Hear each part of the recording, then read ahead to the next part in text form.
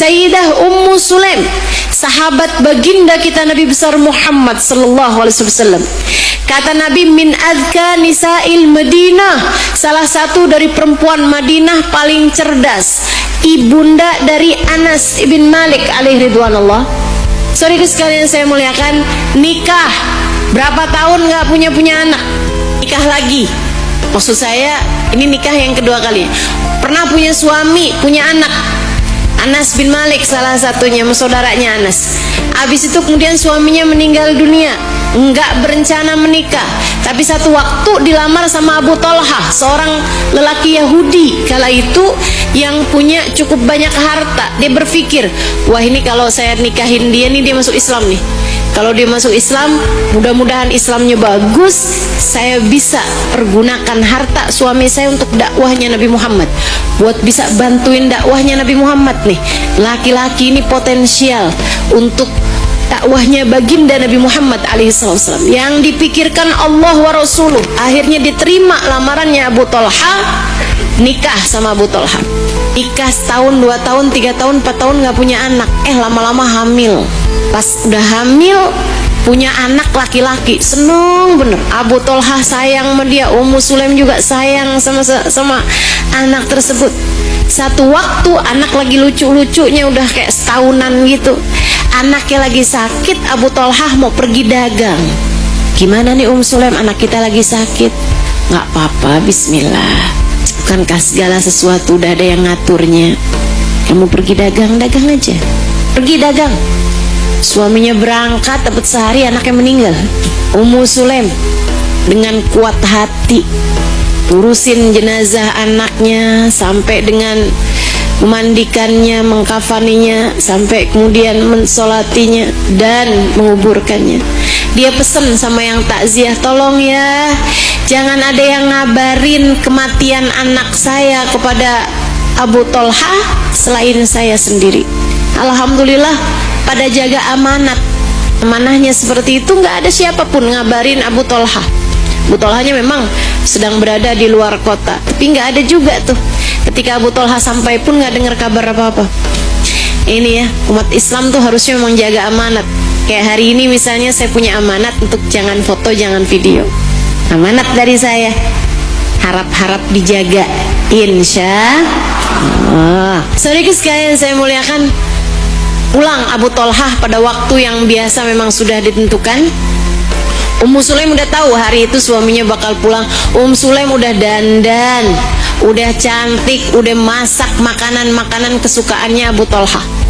Abu Talha datang nanyain, gimana kabar anak kita? Malam hari pulangnya Abu Talha, udah selesai sholat isya, udah segala macam. Abu Talha masuk rumah, dia tanya, gimana kabar anak kita? Huwa ahdama yakun, katanya Ummu Sulaim, anak kita sudah jauh lebih tenang. Dikirain, oh anakku udah sembuh gitu kali ya. Udah tuh, Abu Talha kemudian dirayu-rayu sama istrinya, sampailah mereka, mohon maaf, urusan suami istri. Mereka berhubungan intim malam hari itu. Habis selesai mandi, udah disiapin mau Ummu Sulaim airnya segala macem. Habis itu diajakin bahasanya bener, bahasanya bagus. Kenapa? Iman memenuhi seluruh ruang hatinya. Dia bilang sama suaminya, ya Abu Talha, Abu Talha, saya mau tanya nih, kalau misalnya tetangga ada pinjemin kita barang, terus diambil lagi sama dia, balikin gak Abu Talha? Ya balikin lah, kan bukan punya kita. Iya sih, tapi kalau saya udah terlalu suka banget sama si barang itu, boleh gak saya tahanin? Gak boleh. Kayak berapa lama lagi aja gitu baru saya balikin, boleh? Nggak boleh. Pas lagi diminta ya udah langsung kita kasih. Walaupun saya sayang sama barang itu, saya suka banget sama barang itu. Iya kan bukan punya kita Ummu Sulaim. Lagian yang mu'alaf tuh kan saya, bukan kamu. Harusnya lebih tahu bahwa kalau kita itu pinjem satu barang, dipinjemin satu barang, kalau diminta ya harus kita kembalikan. Dengan lega hati Abu Talha, dengan lega hati, nggak boleh berat hati Abu Talha, nggak boleh berat hati. Ummu Sulaim kemudian berkata, ya Abu Talha, bukankah anak kita adalah titipan dari Allah Subhanahu wa taala semata. Maksud kamu dia sudah diambil kembali oleh pemiliknya, wahai Abu Thalhah? Kita harus lega hati, Abu Thalhah.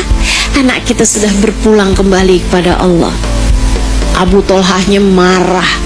Jadi maksud kamu tuh anak kita tuh meninggal, dan kamu bisa-bisanya dandan, kamu bisa-bisanya masak, kamu bisa-bisanya merayu saya.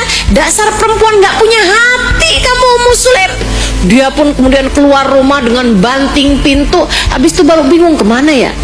Pergi ke masjid Nabi Muhammad SAW. Mau ngetuk pintu rumah Nabi kayak sekitaran jam 2, jam 3 pagi. Masih jauh dari waktu subuh. Gak berani, walaupun panik, walaupun sedih, walaupun hancur hatinya, tapi adab di atas segalanya. Itu para sahabat Nabi Muhammad kayak begitu tuh. Adab kepada guru, adab kepada Rasul di atas segalanya. Maka meskipun sehatinya sedang panik, gak karuan pikirannya, tapi tetap gak berani ngetuk pintu rumahnya Nabi Muhammad SAW.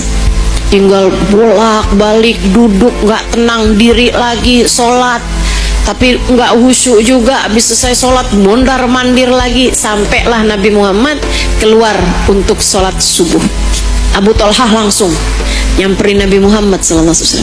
Ya Rasulullah, faqad wajadta Ummu Sulaim qasiyatal qalb. Rasul, Sulaim tuh ternyata keras hatinya.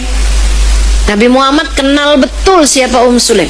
Bukan keras hati, tapi kuat hati, tapi kuat iman.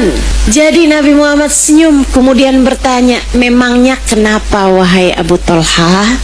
Abu Thalhah cerita, Rasul, anak kita tuh meninggal dunia. Bisa-bisa cerita, kemudian cerita panjang lebar tuh yang tadi malam.